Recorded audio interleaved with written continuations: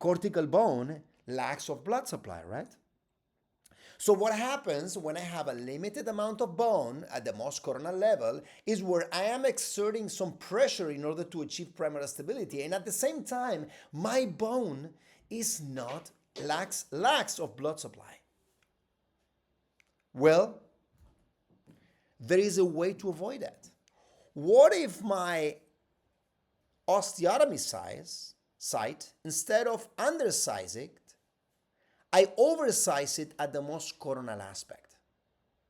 I don't create tension, pressure, right? I don't create pressure here because my osteotomy site is a little bit wider at the most coronal aspect where the bone presence is more limited, right?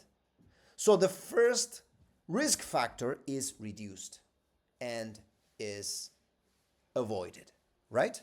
So I'm not creating all pressure because my primary stability is not being achieved because my tapered implant is creating pressure on the most coronal aspect where the amount of bone is more critical, right?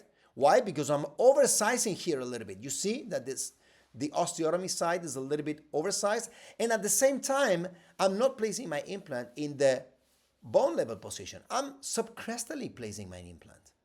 So in this space, there is a space here for blood. There is a space for biology. And I'm not achieving that primary stability with the pressure that I exert here in the most critical aspect.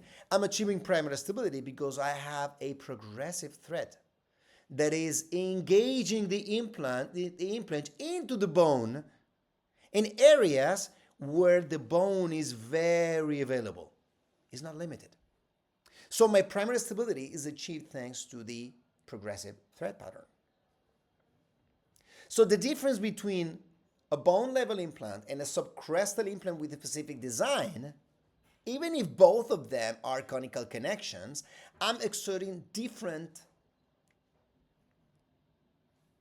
stimulation, biological and mechanical stimulation to the bone where the bone is more critical, where the bone is more limited, in the most coronal aspect, right? So I'm modifying the stimulation of my bone. So now, the limited blood supply at the most crestal aspect is under pressure. And if I create a lot of pressure on a limited blood supply, I will induce that marginal bone loss. However, if I'm subcrestally placing my implant, I'm not exerting that pressure at the most crestal aspect because I'm oversizing at the most coronal aspect of my site. I'm not inducing a remodeling process.